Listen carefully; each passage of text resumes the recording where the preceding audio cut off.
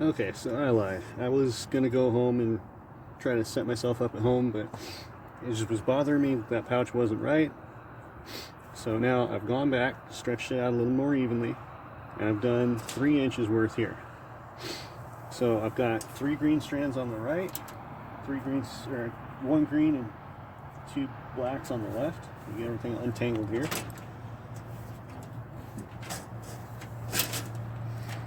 There we go. Alright, so we got my 3 strands of greens on the right, 2 blacks and a green on the left. I know which one's the weave on the left side because it's the green one, right? On the right side, I got to figure out which one's the different length. Fortunately, now it's way shorter than the other 2.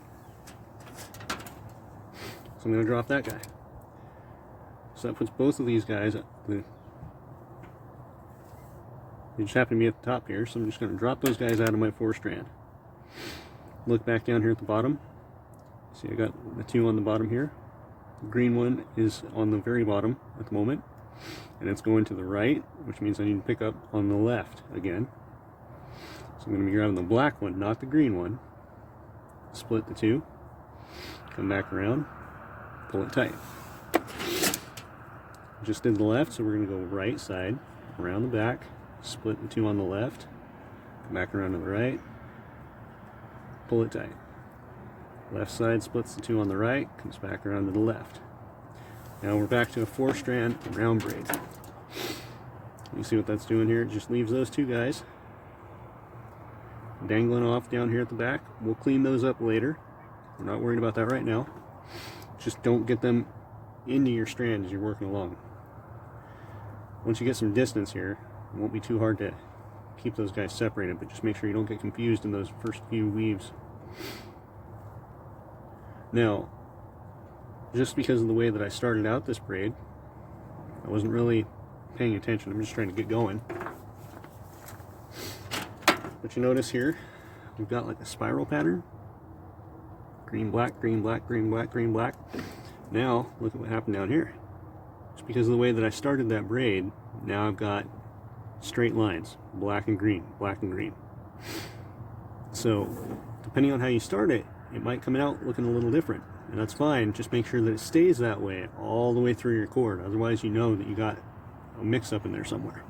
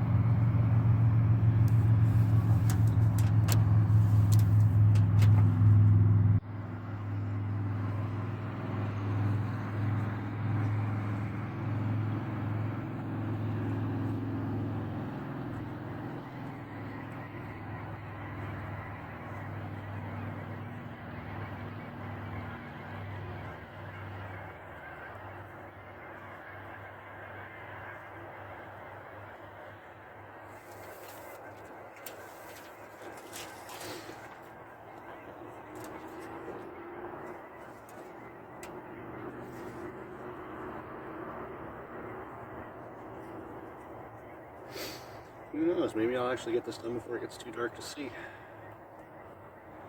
I see my breath already though. It's starting to get pretty cold out here. My hands are having a hard time working.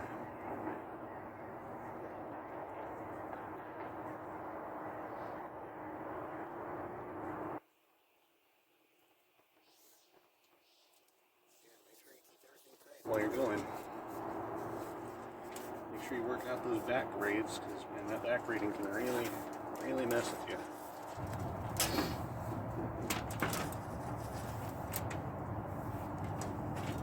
While you're doing that, so when I'm working out those knots like that, I like to keep my finger pinched on the braid so it doesn't come loose while I'm trying to do that. And it helps me to not lose track of my position too.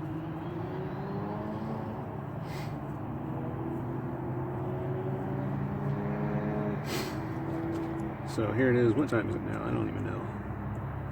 It's 4:45 in the afternoon. I think I left my place at 3:10, or I got here about 3:10. So I've been working on this for just under 2 hours, and we've almost got functional sling.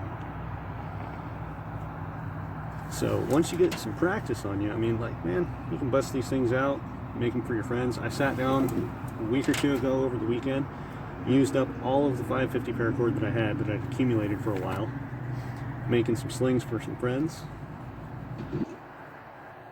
just to get them into that, give them something to get started into slinging. If you decided you wanted to make these and sell them, you can do that. I mean, crank these out while you're watching TV. It doesn't take a whole lot of thought once you get into the braids, just kind of repetitive motions. Just see how much progress we've made here in just a couple of minutes. Doesn't take long. Just keep working on it. Try to stay excited about how awesome this thing's coming together. How awesome it's going to be when you get a chance to take it out and use it for the first time. And hopefully we see some more people on Channing's competition.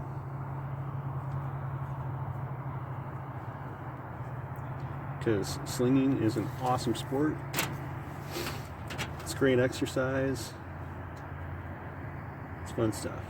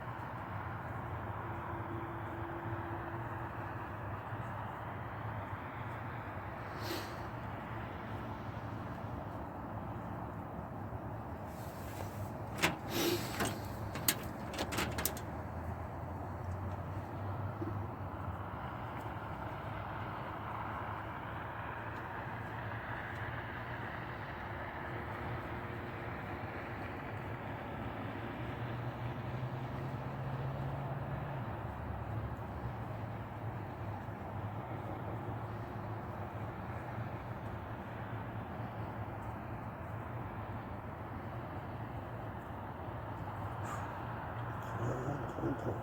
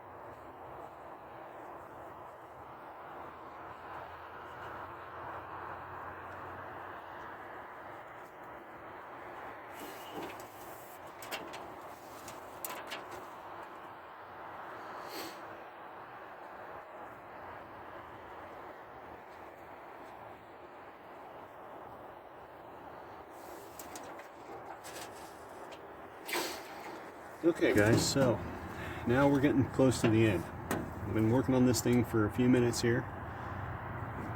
Other than the fact that the braid is kind of starting to twist a little bit, we don't have any funky changes in pattern or anything, so everything's looking good. Now we're getting close to the end, so we want to start getting this thing ready for our fit up, right? So what I'm going to do is I'm going to grab that weave after I put my fingers through the loops. Make sure it doesn't come unraveled on me while I'm doing this, but see how far I have to go to get that thing to where it's balanced out. And if you see, I've got about that far for me until it comes out to where my release knot should be. It actually looks pretty good. I'm going to go ahead and tie another crown and diamond knot here. I'm not going to bore you guys with watching me do that again, but do another crown and diamond knot, but this time instead of leaving slack, you're going to pull that thing up nice and tight to the end of your braid here. So I'm going to go ahead and do that, and I'll see you guys after I get that done.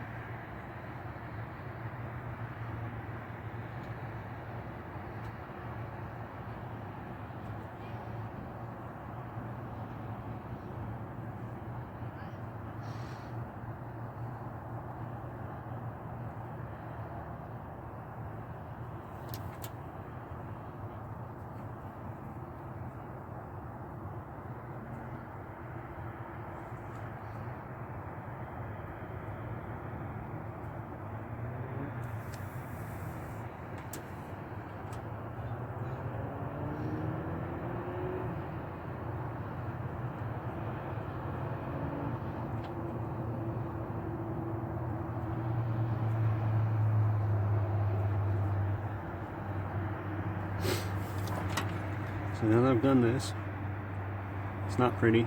It's, I think I've messed up something in there, just a little bit. But once you get these things in there tight, you know, everything looks good. And just go ahead and start pulling on these guys individually, get those strands good and tight on each other. I'm going to take this one apart and fix it, but you just want to get it to where everything is nice and tight.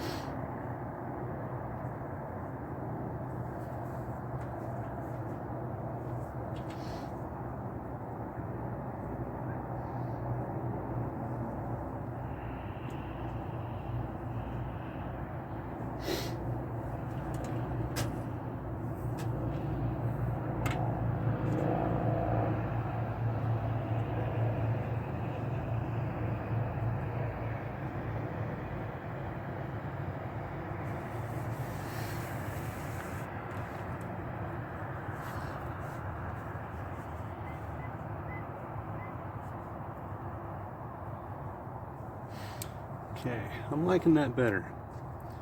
Got it fixed a little bit. So now we're going to go ahead and just kind of pull these strands, like I said, get them all tight. Pull them down nice and tight. Now this knot isn't the most, what I would say, secure, but all we're doing right now at this point is just holding our braid together, and that's okay. So once we get all of our tension out of that guy, all that extra slack, here's where we get to pick. This is where it starts getting to the fun part. What color do you want your release knot to be? If you're doing all one color sling, it doesn't really matter. It's going to be the same thing. In my case, I get to choose. I'm doing a 2-color sling. Do I want to have my release knot be black, green, or a mix of the two? In this case, I'm looking at the shape of the knot, right? And the way that knot is set up, I've got 2 strands that just kind of naturally fall out in the middle. So I'm going to go ahead and make this guy a 2-color release knot. So I'm going to drop these 2. We're going to come over here. Now this is where it's going to, you want to fit this thing just the right length. So you got all your fingers in the loops. Grab the 2 strands that are going to make up your release knot. Pull your pouch out and get it to where it's flat and level. Like this. So when your hands are in a comfortable slinging position, you want that guy to be level. So what I've got now is my release point location. Now I tried doing just an overhand knot for release knots, and it doesn't work. You just pull right off the end of the string. So I like to do, for my release knots, a figure-8 knot with either 1 or 2 strands, because then it's not too bulky. I like my release knots to be small, they release fast, they don't tear up your hands when they're coming out, they're easy to hold on to. It's just, it feels best for me. So I'm going to go ahead and do a figure-8 knot, which is lay your strands over, come around the back and over, like you were going to do an overhand knot. For an overhand knot, you just pull it right back through that loop, right? That's not what we're going to do. We're going to go around the back side one more time.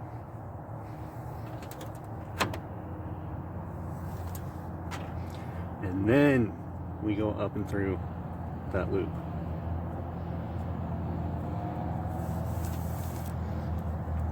And as you can see, that's why they call it a figure-8. So let's just not very much, but just kind of lightly pull on that guy. Because we want to make sure that that thing is exactly where it's supposed to be. If that knot is in the wrong spot, you're going to have misfires all over the place, and you're not going to enjoy slinging.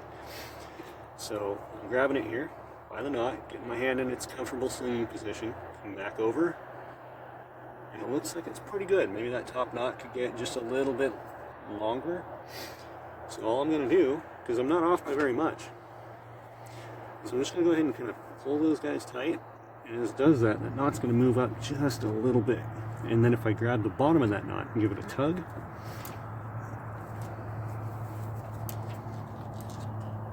voila.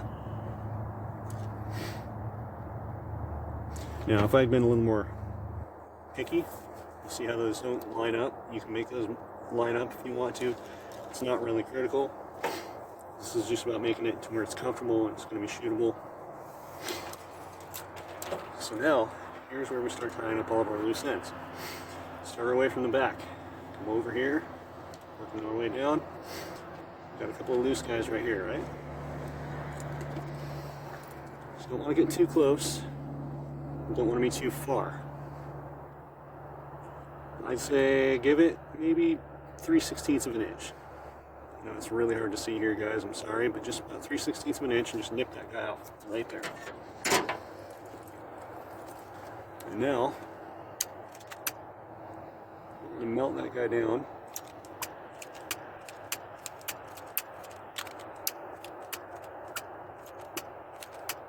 Might have to do that when I get home, because it's just too breezy and my lighter is out of fuel. But what you want to do is burn that guy, get it nice and melted. Don't like scorch it, and just kind of get a nice thick blob of paracord melted down. I think I can show you with like one of my other slings here.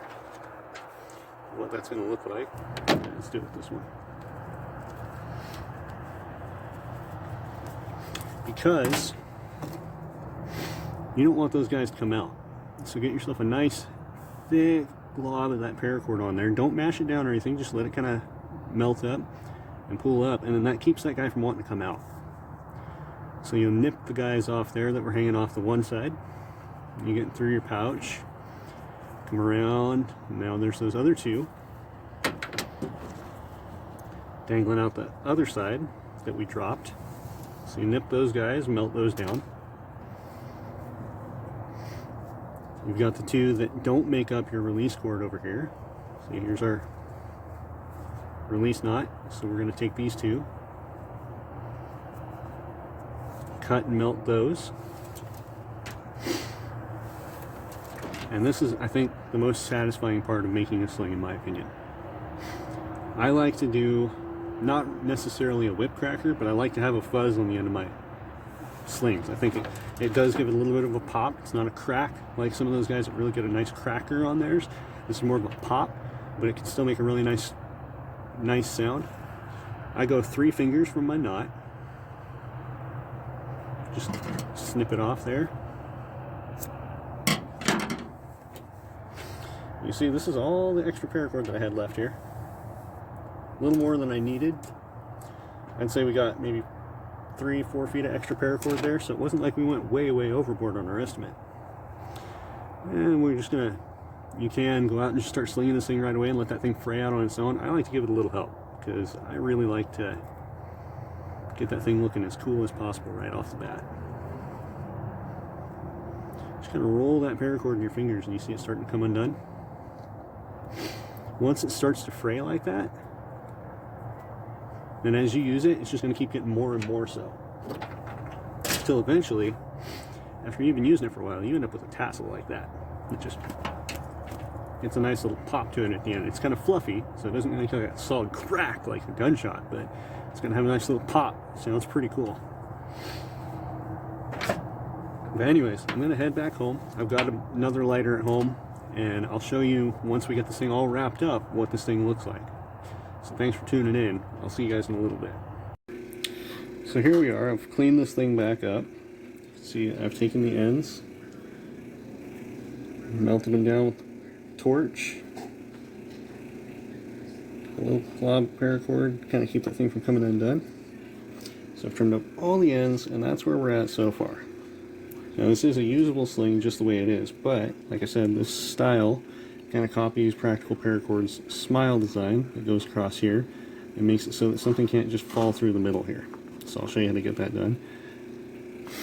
What I've got here, I took one of the extra pieces that I had from all that extra material that we had, that we trimmed off, and I decided I want to put a black smile on this guy. So do just a simple overhand knot, and I'm gonna split this thing apart here real quick and show you what I'm doing, but I'll put this thing on pause for a moment. So what I like to do is I look at my pouch here, and I like to divide it into about thirds. So here would be my first start of my third here. I've split those strands by hand just a little bit, and this needle is stuck in between the two black strands, the ones that run this direction. So I'm going to kind of try to open that hole up so that I can fit this paracord through there. So you can use a pencil, you can use a pen, you can use whatever you have, a chopstick, whatever, to kind of spread that apart so you can get this through there up to your overhand knot that you've got here. So I'm going to go ahead and do that, and I'll meet you guys back here in a second. So here we are. Taking this guy and threaded it through this first half of the pouch with the overhand knot, comes through this direction. And this is why you don't want this to be too loose, why we want to keep that weave tight the whole way through, is if that's too loose, this guy can just pull right through your pouch, and we don't want that. We want it to be nice and tight so it grips it. But now we're going to come across to our other 1/3 point. We're going to split it and come around from the front and down through this pouch strand and around the other side. out that side and come back over to here. Actually, I'm wrong. So you want to come from here, down, through the bottom, from the bottom, up through this way, around the front this way, and down through 1/3 mark, across from this guy to here, down through, back around over here, across from where it's going to come out there, out, and tie another overhand knot and pull it down tight. So what you end up with is 2 eyes and a mouth on the same side of the pouch, and that's where the smile comes from on Channing's smiling sling. So I'm going to go ahead and do that real quick, and I'll show you guys when it's done. And here's the finished pouch when it's done. So you see we went down through that first side, around the back side, up through the second half of our pouch, and across, down and through, around the back side, up and out. What we end up with is a smiling sling, practical paracord style. Now when I'm setting the length on these guys, when I do the overhand knots, I just checked it because I've never really measured it before, but you kind of want, I like to have about 1.5 inches in there when it's all spread apart. It gives it a nice amount of slack for fitting tennis balls, but not so much that it gets to be crazy and unwieldy. But anyway, hopefully you guys enjoyed this video and were able to make your own sling. Hopefully you can make some improvements on it, but if you have any questions, feel free to leave them in the comments. And you might want to check back at this channel periodically, because I'm going to have something really special next month for you guys. Hopefully some other videos come up that will keep you guys interested. We're going to try to push the limits of what slings can be made out of. So hopefully that might get you guys interested. I appreciate you watching this video, and have a good day.